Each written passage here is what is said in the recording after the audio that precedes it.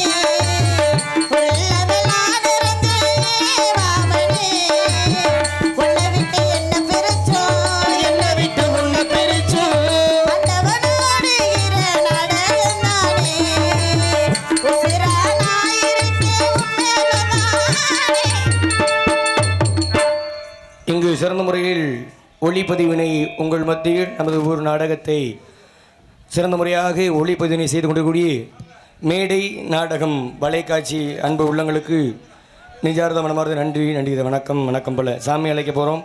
இந்த தூங்குறவங்களாம் எழுப்புங்க, டீ குடிக்க போனவங்களாம் வந்துடுங்க. எல்லாரும் இளைஞர்களாம் ஆரவாரம் செய்து இந்த தாய் ஏழூர் முத்துமாரியம்மனும் நம்ம இது இருளாய் அம்மனும் யார் யார் குடியில் இருக்கின்றாள் என்பது பார்க்கக்கூடிய நேரம். எல்லாம் அப்படி வந்து உட்காருங்க. எல்லாம் சாமி அழைக்கும் போது யாரையும் பிடிக்க வேண்டாம். ஆடி வரக்கூடிய தெய்வங்களை விட்டுருங்க, நாங்கள் பார்த்துக்குறோம்.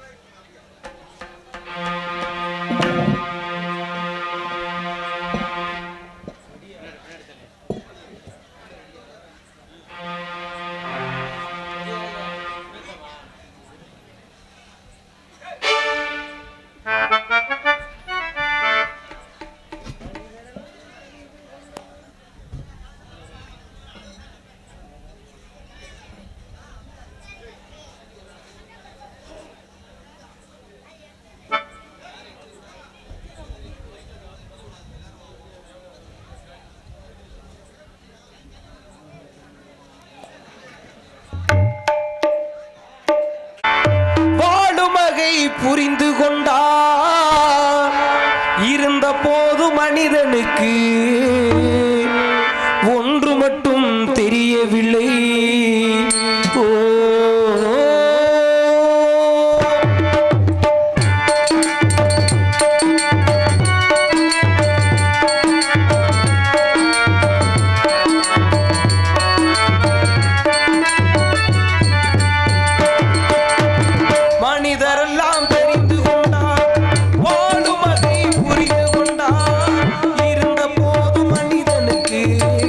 ஒன்று மட்டும் தெரியவில்லை.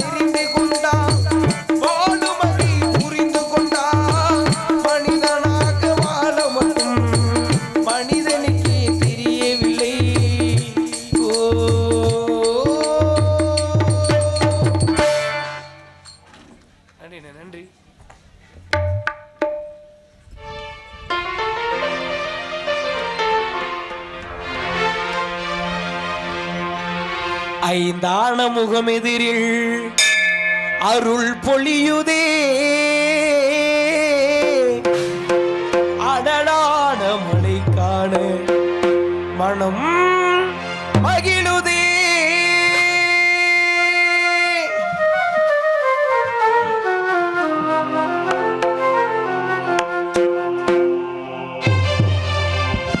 சிவமயமாக தெரிகிறதே சிந்தையில் சிவயோகம் வருகிறதே.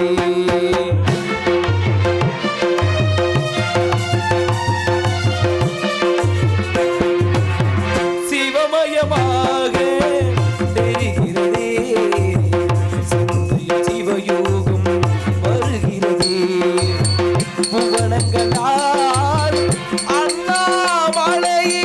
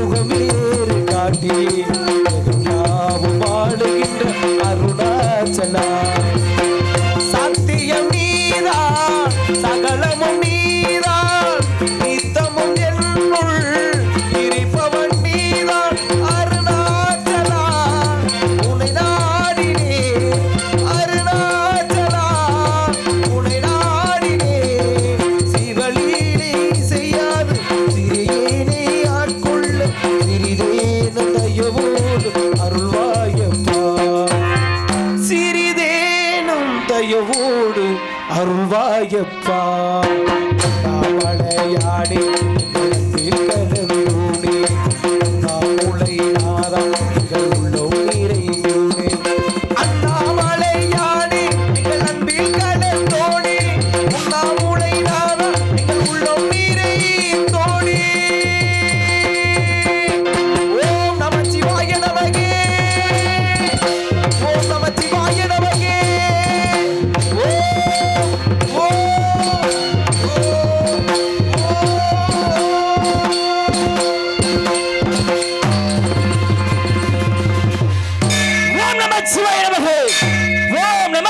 நமகே ஓம் நமச்சிவாய நமகே.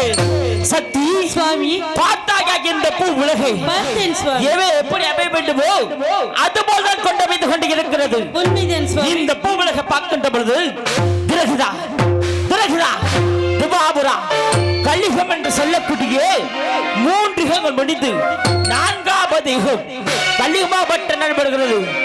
இந்த கலியுகத்திலே இந்த பூ உலக மக்களும் இந்த ஊர் நாட்டு மக்களும் என்ன கூறுகிறார்கள் தெரியுமா? என்ன சுவாமி? நீதி இல்லை, நேர்மை இல்லை, தர்மம் இல்லை, சத்தியம் இல்லை, அதர்மம் அங்கங்கே தலைவலத்தாடி கொண்டு கொள்கிறார்கள். ஏன் என்ன காரணம் என்றால் முன்னொரு காலத்திலே மகிஷாரக்கனாகப்பட்டவன் எம்மை நினைத்த கடிதம் முறிந்தவன் தான்.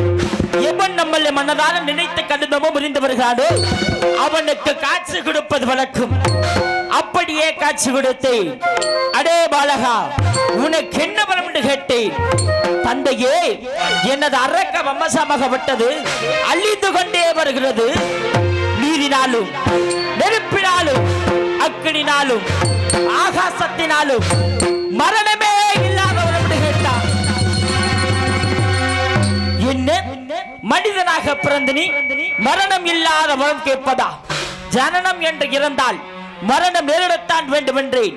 அந்த வரம் தர முடியாது. வேறு வரம் கேள் தருகிறேன் என்றேன். அப்படி என்றால் 60 ஆணுக்கும் 50 பெண்ணுக்கும் ஒரே பிரசவத்தில் 7 பெண் குழந்தாக பிறந்து அவை அனைத்தும் ஒரே உருமாகி என்னை அழைக்க வேண்டும் என்று கேட்டான். அவன் கேட்ட வரத்தை அப்படியே கொடுத்து விட்டேன். இப்பொழுதோ அந்த அரக்கனாகப்பட்டவன் இந்த பூவுலகில் என்னென்ன அட்டகாசம் செய்து வருகிறான் தெரியுமா? ஆலயத்தை எடுத்து வருகிறான், ஆண்களை அழித்து வருகிறான். தாய் என்றும் தங்கை என்றும் பாராமல் பெண்கள் கற்பை அவன் இதற்கு மேல் இந்த பூவுகள் வைக்கக் கூடாது. ஏன் என்றால் நான் இட்ட கட்டளை அல்லவா, இந்த பூவிலகில் 108 பிறப்பாக பிறக்க வேண்டும் என்று 107 பிறப்பு முடித்து விட்டாய். எப்படி பேச்சு அம்மன் என்றும், சகச்சி அம்மன் என்றும், செல்லாண்டி அம்மன் என்றும்,